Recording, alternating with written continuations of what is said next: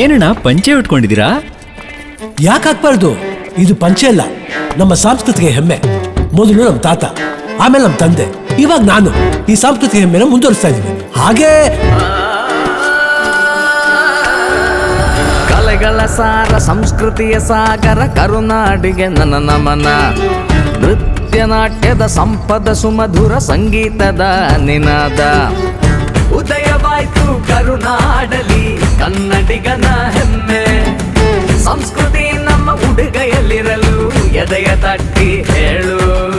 ಹುಟ್ಟಿದರೆ ಕನ್ನಡ ನಾಡು, ಮೆಟ್ಟಿದರೆ ಕನ್ನಡ ನಾಡು. ಉದಯವಾಯ್ತು ಕರುನಾಡಲಿ ಕನ್ನಡಿಗನ ಹೆಮ್ಮೆ.